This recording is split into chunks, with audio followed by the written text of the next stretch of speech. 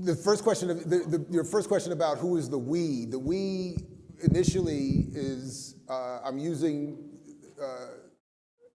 the we is all African descended people here in the United States, because that is the we that economists and the data folks use to put together the data about black economics, wealth, income, buying power, et cetera, and so forth. They're very pan-African. For the most part. There are studies that get more detailed, but for the most part, those numbers, those buying power and all that numbers, that's a pan-African total. So they're counting all African descendants, and they're counting even those of us who are mixed and identify as black. Okay, so that's the we I'm talking about.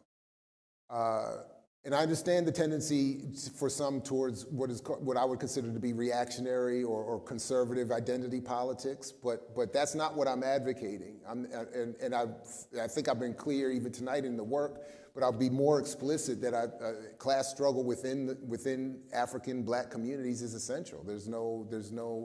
My preferred approach is one of colonialism, which to me satisfies all the contradictions of class,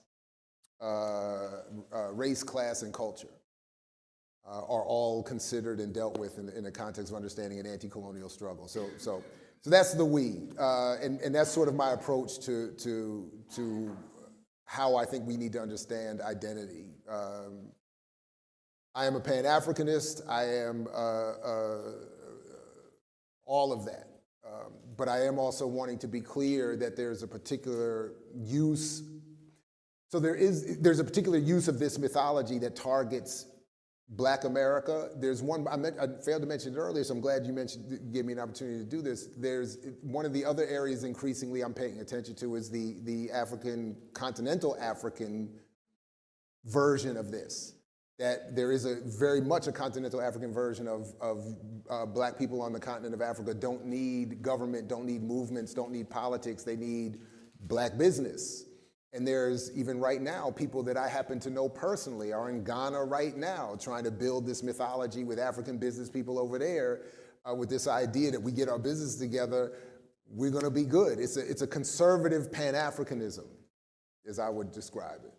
So I'm not certainly a reactionary identity political person. I am a revolutionary identity person. We do have identities. We do have nations and nationalisms. I think that we can radicalize them and expand them. And I think those are the politics that have been targeted and are targeted by this mythology. I mentioned it in this second edition, but I found it very telling and wonderful when the Guardian newspaper said a year or so ago that they admitted that the state of the United States, in conjunction primarily with British intelligence, was working to suppress Kwame Ture, specifically because he had a Pan-African socialist anti-colonial message. And I use that again to say that's them admitting we don't have a problem with you starting businesses and talking about circulating dollars. Just don't have any discussions about socialism, Pan-Africanism, class consciousness, anti-colonialism. Don't do that.